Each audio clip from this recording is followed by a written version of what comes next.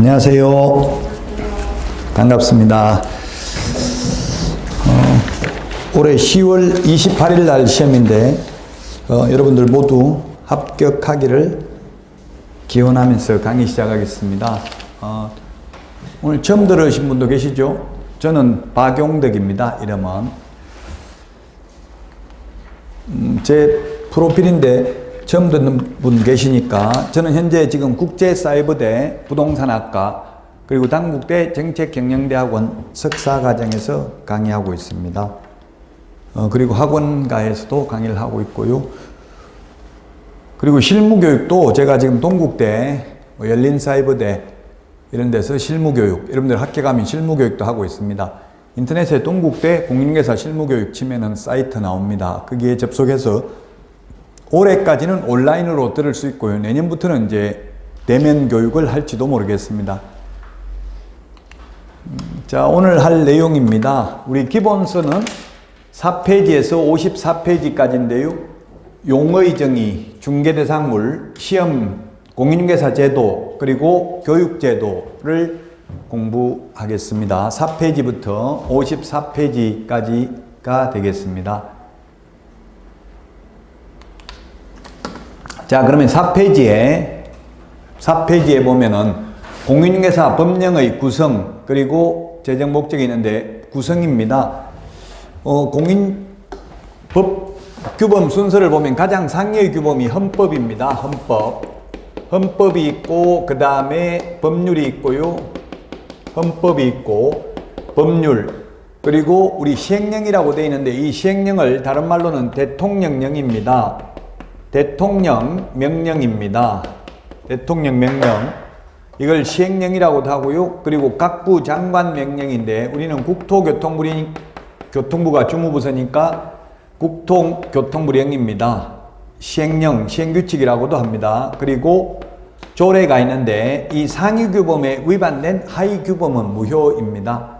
헌법은 우리 시험 범위 아니니까 볼 필요 없고 법률은 포괄적 내용을 규정하고 있습니다. 포괄적 내용을 규정하고 있고 대통령령은 세부적 내용을 그리고 아주 세부적인 내용은 국토교통부령에서 규정하고 있습니다. 조례는 지방의회에서 만드는 걸 조례라고 하는데요. 시험은 요 세 가지가 나오고 조례는 구체적인 조례 내용은 시험에 안 나옵니다. 다만 중개보수, 주택에 대한 중개보수는 국토교통부령이 정하는 범위 내에서 시도조례로 정한다. 이렇게는 나올 수 있습니다. 시군구조례가 아니고 시도조례라는 정도만 알면 되고 조례의 구체적 내용이 시험에 나오지는 않습니다. 대통령령과 국토교통부령을 합해서 법규명령이라고 부르고요. 이 법규명령하고 법률을 합해서 법령이라고 합니다. 법령이라고 한다. 공시법령 이런 말을 하죠. 시험 범위가. 시험에 이거는 나오는 건 아니고 사전 배경 지식입니다. 법이 몇 개 조문인지 이렇게 묻지는 않겠죠. 다 합해봐야 118개 조문밖에 안 됩니다. 공법의 분량의 10분의 1도 안 됩니다. 법 조문 숫자로만 따진다면. 그래서 하나하나 이거 세세하게 다 기억해야 되겠죠. 118개 조문이니까요. 올해 시험 지문이 178개 지문이었습니다. 원래 오지선다형으로 나오면 200개 지문이어야 합니다. 근데 박스형으로 나오다 보니까 3개 중에서 고르고 4개 중에서 고르고 이런 게 있었기 때문에 200개 지문이 안 됐었습니다. 자, 이게 법령의 구성이 되겠습니다. 시험에는 자주 나오는 부분이 아니고요. 그 다음에 5페이지에 공인중개사법의 성질입니다. 성질. 부동산 중개업에 관해서는 일반법적 지위에 있는 법이고요. 민법이나 상법에 비해서는 특별법적 성격을 지니고 있다. 따라서 이 일반법, 특별법은 상대적 개념입니다. 때로는 일반법, 때로는 특별법입니다. 구분의 실익은 일반법하고 특별법이 충돌했을 때는 특별법 우선의 원칙에 따라서 특별법을 먼저 적용합니다. 그래서 민법하고 공인중개사법이 충돌하는 부분이 있습니다. 그런 경우 공인중개사법을 먼저 적용합니다. 예를 들면 민법에서는 미성년자라도 부모 동의받으면 편의점에 알바할 수 있습니다. 그러나 공인중개사법에서는 미성년자는 절대로 중개사무소에 근무 못합니다. 취직도 안 되고 개업도 안 됩니다. 그러면 특별법이니까 우리 공인중개사법을 먼저 적용합니다. 자, 그 다음에 중간법, 사회법, 혼합법이라고 하는데 중간법이라는 것은 공법하고 사법의 중간에 있다고 해서 중간법이라고 합니다. 자, 사법은 개인과의 관계를 규율하는 법을 사법이라고 합니다. 개인과의 관계를 규율하는 법을 사법이라고 하고요. 그리고 개인과 지자체, 개인과 국가, 국가와 국가, 지자체와 지자체와의 관계를 규율하는 법을 공법이라고 합니다.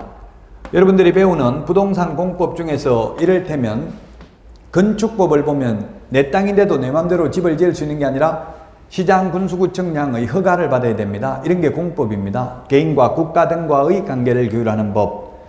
그런데 우리 공인중개사법은 이 두 가지 요소를 다 가지고 있습니다. 그래서 중간법, 중간에 있다고 해서 중간법, 또 혼합되어 있다고 해서 공법, 사법이 혼합되어 있다고 해서 혼합법, 또는 이것을 사회법이라고도 합니다. 따라서 우리 공인중개사법도 99%는 대부분이 공법적 요소로 이루어져 있습니다. 근데 사법적 요소로 이루어져 있는 게 딱 하나 있습니다. 중개계약이 사법적 요소로 이루어져 있습니다.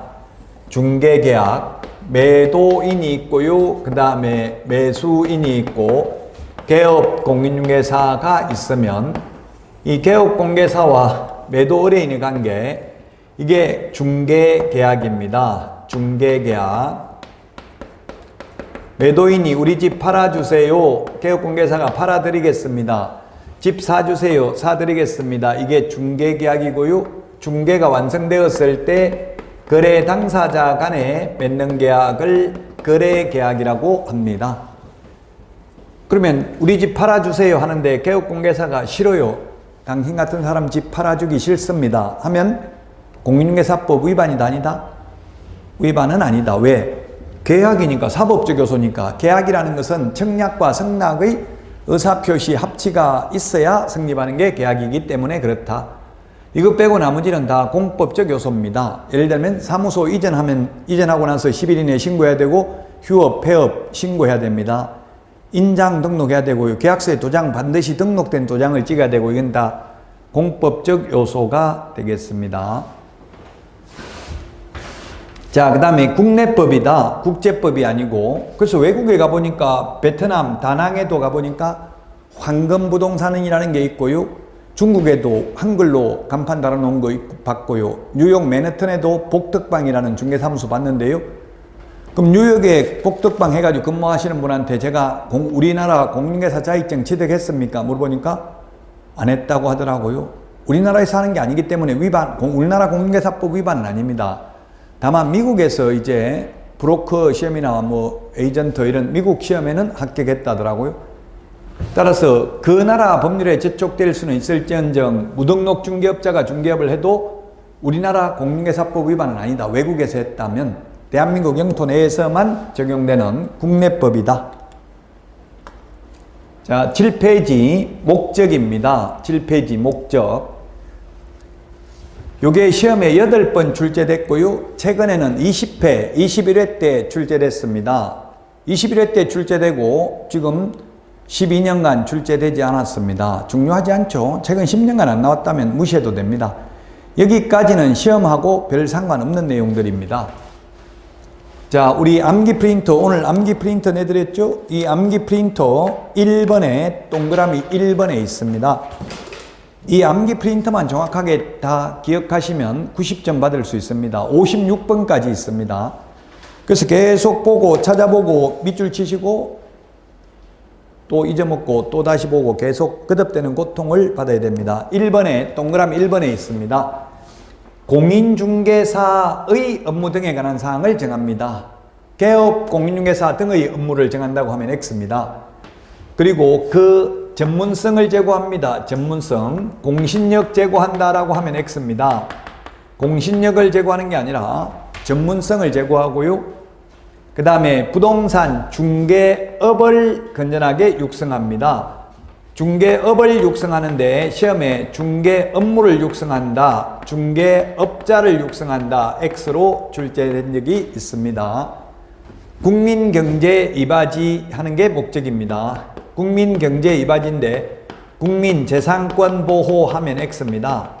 국민재산권 보호도 해석상 목적은 될 수 있지만 명문 규정은 없습니다. 시험에 명문으로 규정된 목적은 이렇게 출제됩니다. 명문. 명문이라는 것은 직접 법조문으로 정해져 있는 것만 답하셔야 됩니다. 명문으로 규정된 목적은 공인중개사의 업무 등에 관한 사항을 정하여 그 전문성을 제고하고 부동산 중개업을 건전하게 육성하는 게 목적이 되겠습니다. 그런 후 국민 경제 이바지하는 게 목적이다. 따라서 지금 여기 적어놓은 8가지는 말은 좋은 말이지만 직접 명문 규정으로 공인중개사법의 목적이라는 말은 없다는 이야기죠.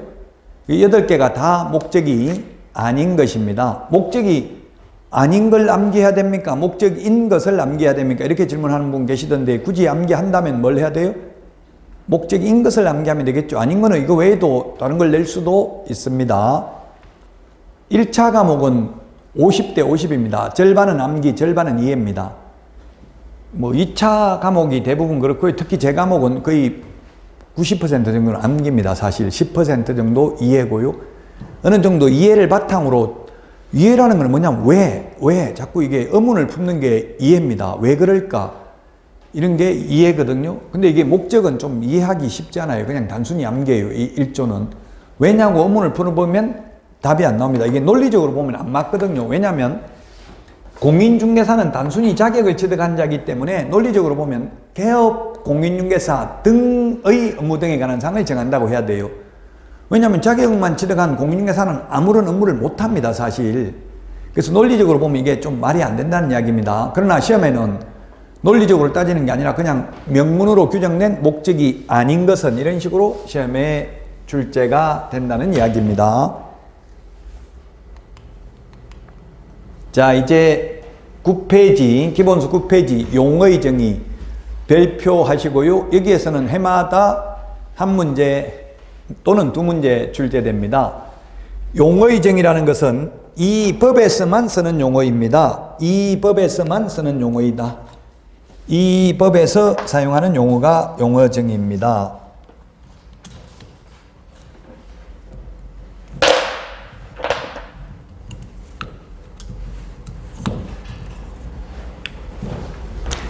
용어정의라는 것은 이 법에서만 쓰는 용어다. 영어로는 이걸 definition, limited, 범위를 한정시켜 준다는 뜻입니다.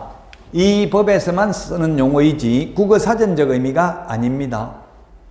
국어사전적으로 보면 중개를 한자로 적으면 중개, 가운데 중자, 끼일 깨자입니다. 사람 가운데 끼어서 소개하면 중개입니다. 아무 물건이나 소개해도 국어사전상 사전적 의미로는 중개라고요.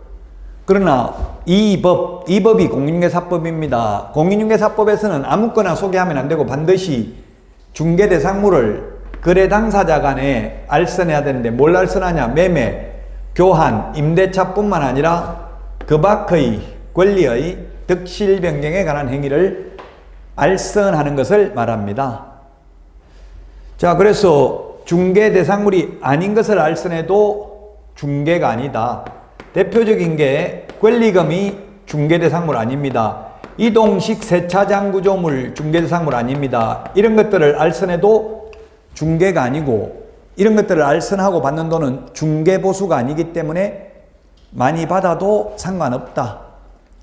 이동식 세차장 구조물도 아무나 알선하고 돈 받아도 됩니다. 공인중개사법 위반은 아니라는 이야기입니다. 이건 중개가 아니니까 중개 아닌 걸 하고 받는 돈은 중개보수도 아니고 중개보수는 최대 0.9% 밖에 못 받는데 이거는 중개보수가 아니기 때문에 10% 받아도 상관없다는 이야기입니다. 중개란 중개 대상물에 대하여 거래 당사자 간의 매매, 교환, 임대차, 그 밖의 권리의 득실 변경에 관한 행위를 알선하는 것을 중개라고 한다. 자, 그 밖의 권리가 있는데요. 그 밖의 권리 중에서 가장 시험에 많이 출제된 게 저당권입니다. 저당권 등 이 다 민법 용어죠. 저당권 등 담보물권도 그 밖의 권리에 해당되며 그 저당권이 비록 금전 소비대차 알선에 부수하여 이루어졌다 하더라도 달리 볼 것도 아니다, 이런 말이 있는데요. 자, 저당이라는 게 뭐냐면 담보로 잡아두는 것을 저당이라고 하고요. 저당권은 담보로 잡아둔 물건 경매 넘겼을 때 후순위 권리자 그 밖의 채권자보다 우선 면제받을 수 있는 권리를 저당권이라고 합니다. 따라서 우리 중개사무소에서 은행 융자 알선을 하면 커미션을 0.3% 줍니다. 금융기관에서.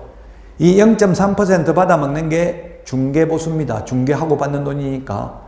개업 공인중개사는 받을 수 있지만 개업 공인중개사가 아닌 자가 만약 이 융자 알선하고 커미션을 계속 받아먹으면 무등록 중개업자로 처벌받는다는 판례입니다.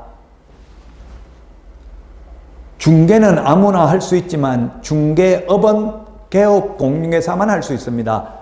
중개를 지급을 하는 게 중개업입니다. 그래서 소유권, 지상권, 지역권, 전세권, 이게 민법 용어인데요.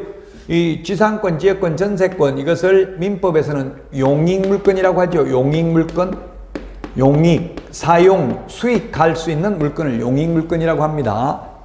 용익물권, 중개상 권리에 해당되고요. 저당권 등 담보물권도 해당됩니다. 다 민법 용어인데 지상권이 뭡니까? 땅 지자, 윗상자, 땅 위를 사용할 수 있는 권리가 지상권이고요. 이 법정지상권이라는 것은 뭡니까? 법정지상권은 법률의 규정에 의해서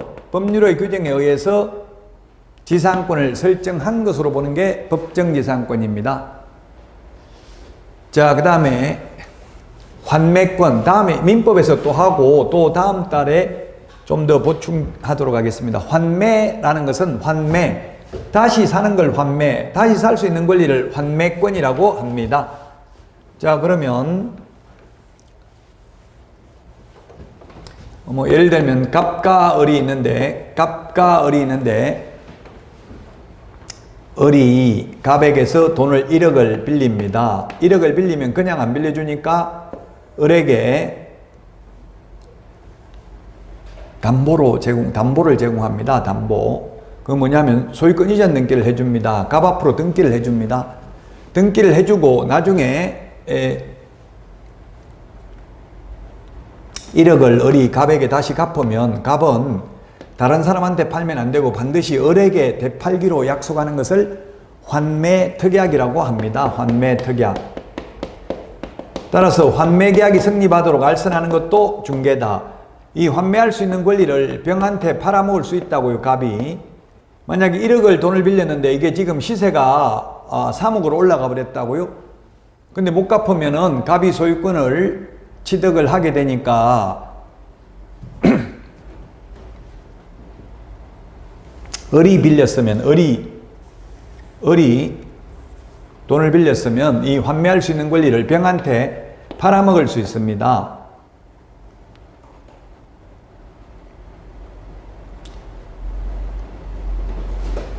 이 팔아먹을 수 있는 환매권도 중개 대상 권리에 해당된다. 환매권이라는 게 다시 살 수 있는 권리입니다. 환매라는 게 이게 민법에도 환매라는 게 있고요. 공법에도 환매라는 게 있어요. 공법의 환매는 어떤 게 있냐면 예를 들면 지금 금단 2신도시를 보면 1신도시, 2신도시 해가지고 있었는데 노무현 정부 때 지정됐었는데 2신도시 지정이 취소됐습니다.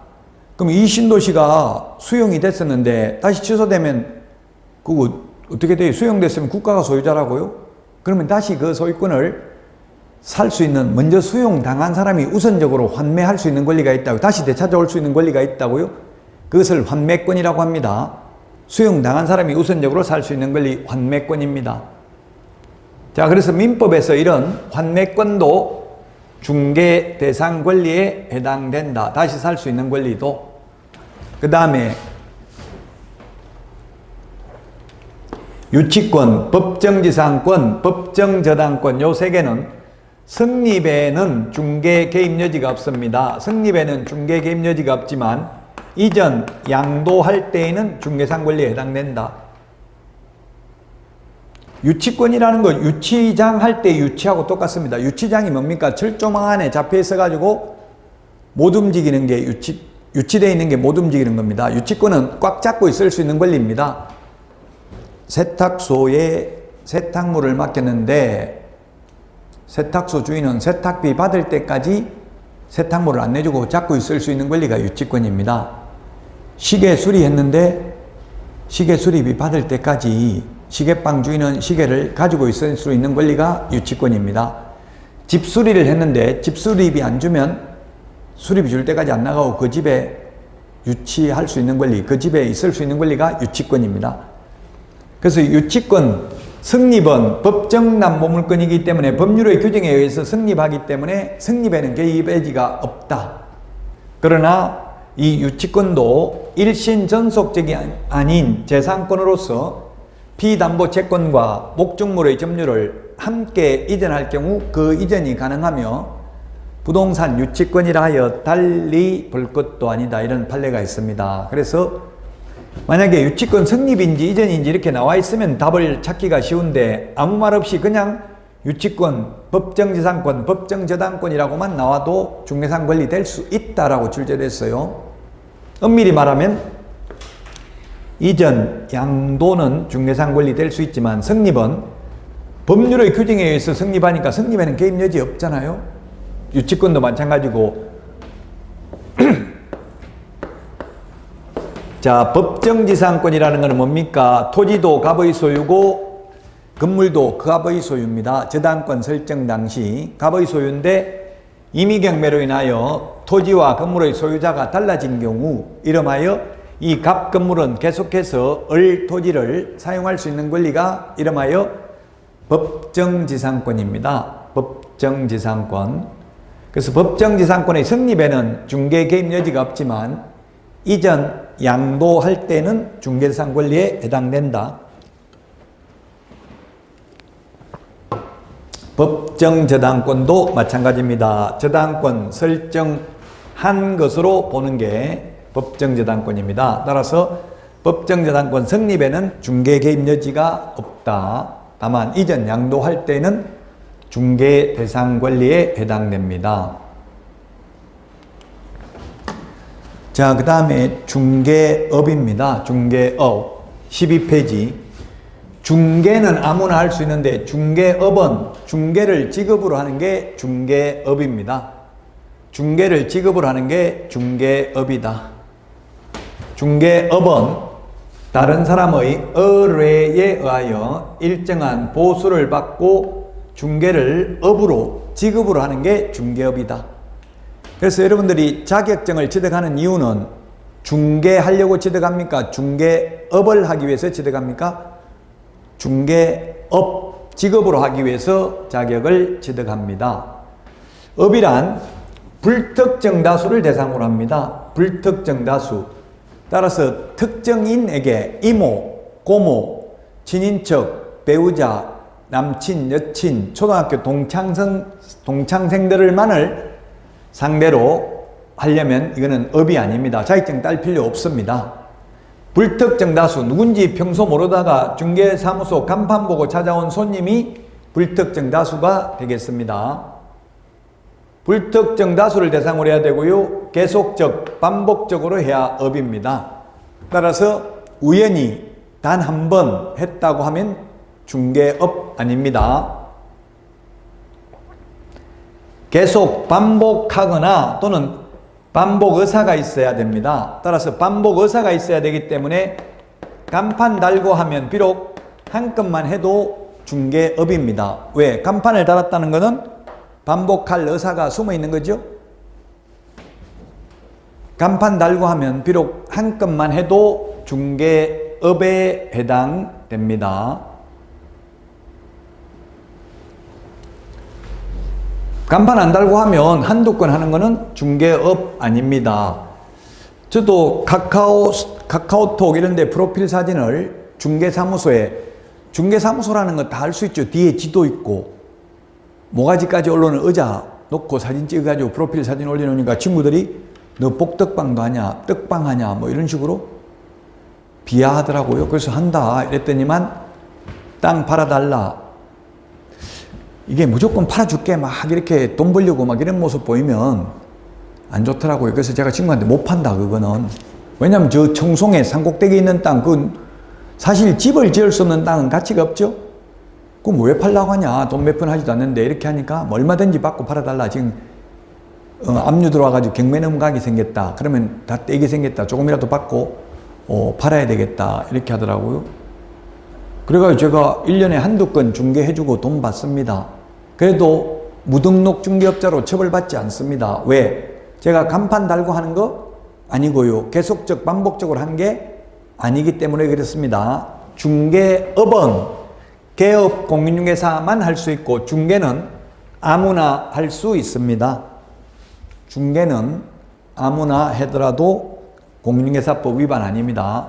단 그 중개를 직업으로 하는 중개업은 개업 공인중개사만 할 수 있습니다.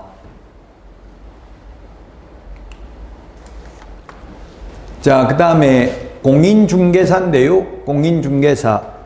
공인중개사는 이 법, 여기 이 법이라고 적어야 돼. 이 법 14페이지죠. 우리 기본서. 이 법에 의해서 자격을 취득한 자입니다. 저 법에 의해서 자격을 취득한 자는 공인중개사 아닙니다. 즉 우리나라 사람이 외국에 가서 자격을 취득해도 공인중개사 아니다. 외국 사람이 우리나라에 와서 자격 취득하면 공인중개사입니다.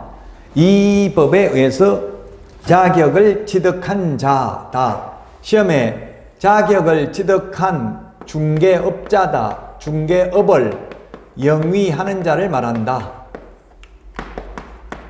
X입니다. 일반적으로 우리 현업에서 중개업 하고 있는 분들 명함 받아보면 전부 공인중개사라고 돼 있죠. 거기 일반인들이 쓰는 공인중개사와 우리 지금 용어정에서 공인중개사가 다릅니다. 우리 용어정의는 오직 자격을 취득한 자입니다. 저도 자격을 10회 때 14회 때 2번 취득했습니다. 그러면 제가 지금 개업도 안 하고 취직도 안 했는데 명함에다가 공인중개사 박용덕 이렇게 3개 다니는 것이 공인중개사법 위반이다 아니다? 위반? 아닙니다. 왜? 공인중개사니까 홍길동을 홍길동이라, 아버지를 아버지라고 못 부르는 게 아니고 부를 수 있죠.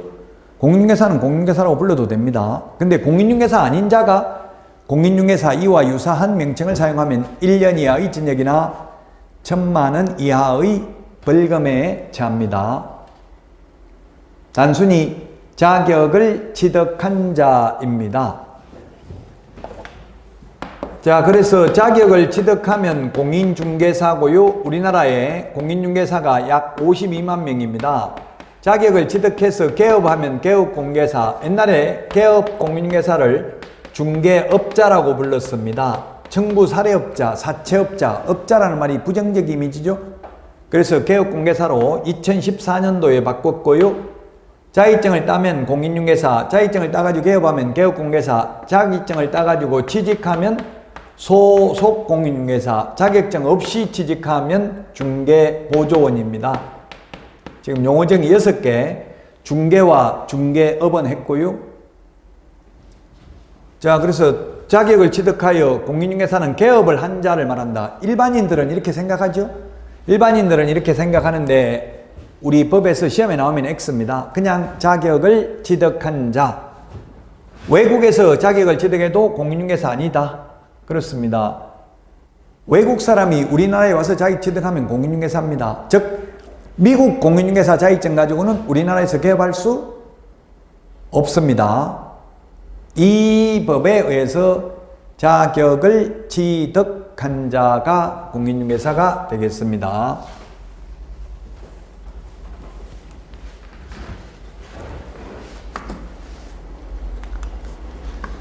자, 그 다음에 개업 공인중개사입니다. 개업 공인중개사. 옛날 중개업자라고 불렀습니다. 개업 공인중개사는 이 법에 의해서 중개사무소 개설 등록을 한 자입니다. 등록을 하여 중개업을 영위하는 자 X입니다. 그냥 등록한 자입니다. 등록이 뭐냐면 등록, 오를 등자, 기록할 녹자, 기록을 올리는 걸 등록이라고 합니다. 등기나 같은 의미입니다. 근데 그 등기법에서는 등기라고 부르고 공간정보 구축 및 관리 등에 관한 법률에서도 등록이라고 하죠. 우리 공인중개사법에서도 개업공개사가 되려면 등록한 자, 등록을 해야 됩니다. 등록을 한 개업공개사의 종류는 세 가지가 있습니다. 법인인 개업공개사, 법인은 법적으로 사람을 법인이라고 합니다. 법적으로 사람. 법적으로 사람이 누굽니까? 회사죠, 회사. 무슨 중개 주식회사 이런 법인인 개업공개사가 있고요. 그 다음에 자연인, 즉 개인이 있는데 개인이 두 가지가 있는데 개인 중에서 자격증을 따가지고 등록을 한 자를 공인중개사인 개업공개사. 그 다음에 법 7638호 부칙 제6조 2항의 규정에 의해서 중개사무소 개설 등록을 한 것으로 보는 자. 우리가 1983년도까지는 중개업할 때 자격증 필요 없었습니다. 1983년 12월 30일 부동산 중개업법이 제정되면서 이제 공인중개사 제도를 도입했고요. 그래서 1985년도에 제1회 공인중개사 시험이 있었고요. 1989년 12월 30일부터는 이제 새로 개업할 사람만 자격을 취득해야 된다. 이미 개업하고 있는 사람은 자격증 없어도 계속해서 중개업을 할 수 있도록 기득권을 인정했습니다. 그 기득권을 인정받은 분들, 옛날 복덕방 하다가 자격증 없어도 지금도 계속해서 중개업을 하고 있는 분을 뭐라고 부른다? 옛날에는 중개인이라고 불렀습니다. 옛날에는 중개인. 근데 중개인들이 다 돈을 50억 이상 벌었습니다. 이분들은 최소한 지금 35년 이상 중개업을 한 분들입니다. 35년 이상 안 망하고 했다면 돈 많이 벌었겠죠? 옛날에는. 그래서 이분들의 입김이 세가지고 이분들을 중개인이라고 부르지 말라고 해서 우리 부르지도 말라, 찾지도 말라. 그래서 부칙으로 보냈어요. 부칙이라는 게 뭐냐면 부수적인 규칙입니다. 그래서 부칙은 시험에 거의 잘 안 나와요. 2006년 1월 1일 노무현 정부 때부터 이걸 부칙, 줄여서 부칙개공이라고 하겠습니다. 부칙개공. 부칙개공이 뭐라고요? 옛날 복덕방 하다가 자격증 없이 지금도 기득권을 가지고 계속해서 등록을 안 했는데 한글로 본다고요. 자격증 안 땄는데 그냥 등록 한글로 본다. 그럼 등록증 있다 없다? 중개인 부칙개공은? 등록증은 있습니다. 등록한 것으로 보기 때문에 등록증 찾아가라고 연락 와요. 자격증은 없습니다. 부칙개공은. 등록 안 했는데 등록 한글로 보니까 등록증은 있다고요?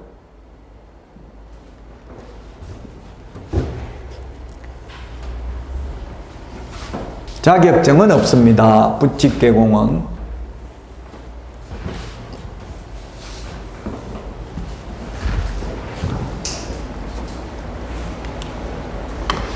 자, 그 다음에 법인 중에는 일반 우리 공인중개사법을 적용받는 법인이 있고요.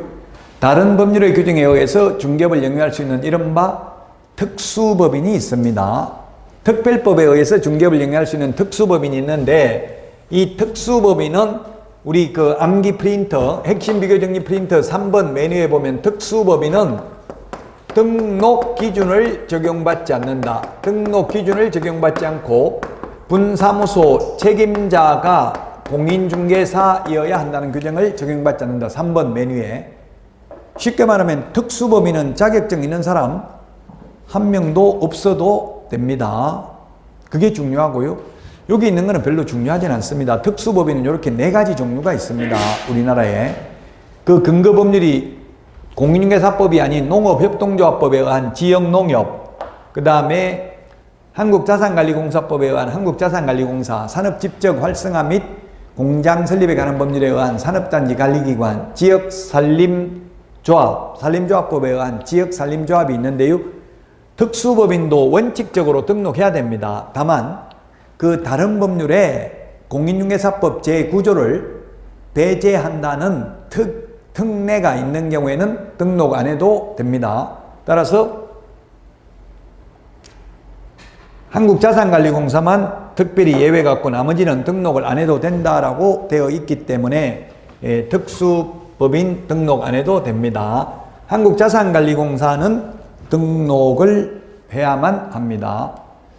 자, 여기까지 하고 쉬었다가 소속 공인중개사 중개보조원부터 하도록 하겠습니다.